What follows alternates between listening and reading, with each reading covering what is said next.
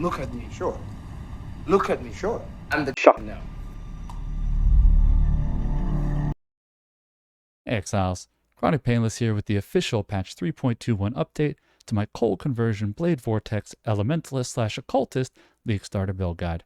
In this video, I'll go over the adjustments that I've made to the guide from Sanctum League, which are based on both what I learned during that patch, as well as all of the balance changes we're going to be seeing in Crucible League. The core principles driving the build haven't really changed, so most of patch 3.20's video is still applicable, and I highly recommend giving it a look if this is your first time playing Cold BV. Of course, for the most extensive written version of the guide that will walk you step by step from Act 1 to endgame blasting, check the notes section in the POE export, or check out the build guide forum thread on the official POE website. Links below. And if you are going to be playing the build, I strongly suggest joining the Discord, where we're very blessed to have a growing legion of BV blasters who are always eager to help out newcomers, even if I'm not available. So, let's start at the beginning. Despite all of the shakeups to the racing meta that have done major collateral damage to the easy breeziness of the early acts, it still seems like Stormblast Mines and Orb of Storms is the fastest option. However, the gap between that strategy and just spamming Freezing Pulse from the coast to Act 5 has narrowed considerably, so if you never liked mines, there's never been a better time to ditch them.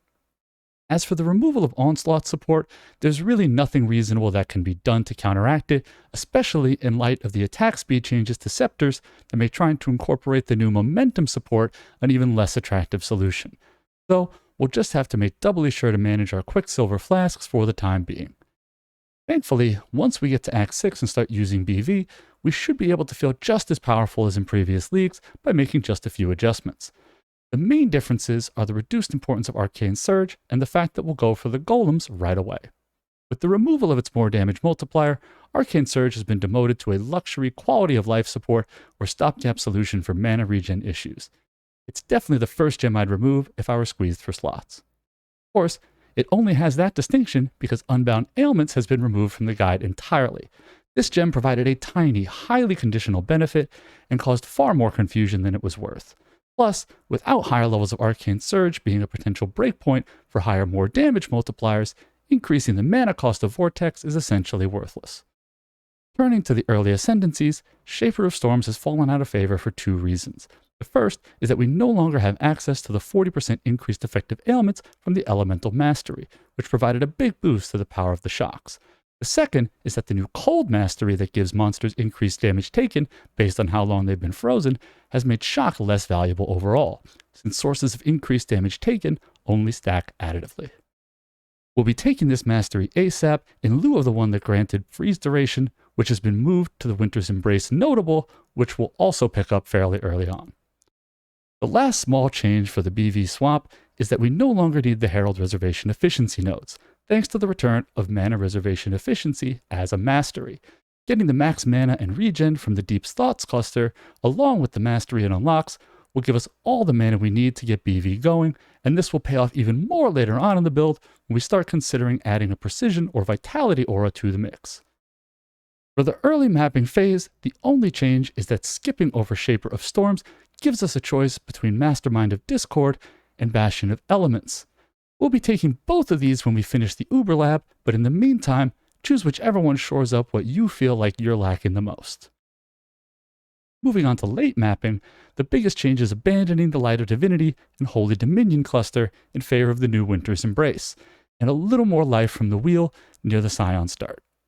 The return of Mana Reservation Efficiency Mastery also makes adding a Precision or Vitality aura a much more attractive option. As you add more Mana Reservation Efficiency to the build on the way to fully tanking up, use whatever surplus you have on one or both of these auras. Again, prioritizing DPS versus survivability according to your perceived needs. There's also been a pretty big change with respect to cluster jewels, in that I highly recommend opting for a Blast Freeze and Astonishing Affliction medium cluster instead of the cold damage large cluster. We can use the extra points better elsewhere, and Astonishing Affliction is even more potent now that there are fewer sources of ailment effect available to us. They're also much cheaper to craft than a comparably strong large cluster. Lastly, though this is certainly optional, I recommend trying out Arcanist brand setup for casting Frostbomb and Assassin's Mark. Being able to lay down a brand during the boss's initial immunity phase or while waiting for harvest monsters to spawn feels really nice from a quality of life standpoint, resulting in far less casting during the actual fight. The tanking up phase of the build also has a few important changes. First, we have to take into account the possibility that Awakened Unleashed support will be more expensive than it had been prior to patch 3.20.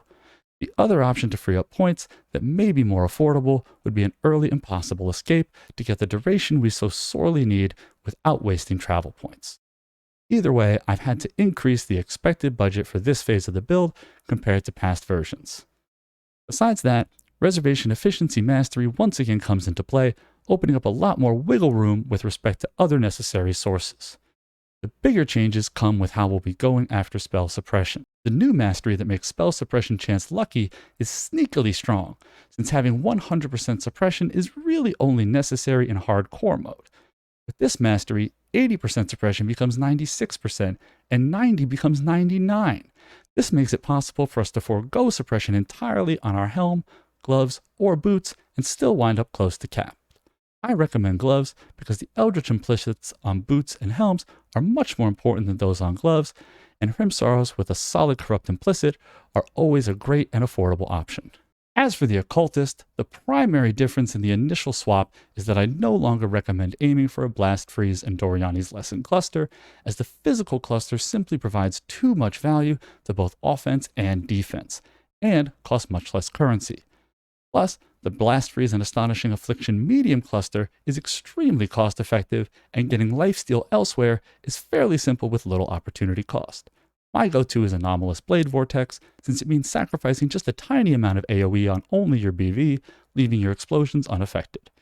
The other differences post-Occultist swap revolve around some new possibilities that I found to be extremely effective when specializing for certain content. These options may be worth investing in before starting to save up for truly premium items. These include Heat Shiver and a Triple Curse, Triple Herald setup for massive bossing DPS, Oriath's End for explosions, and even Self-Chill for super speediness.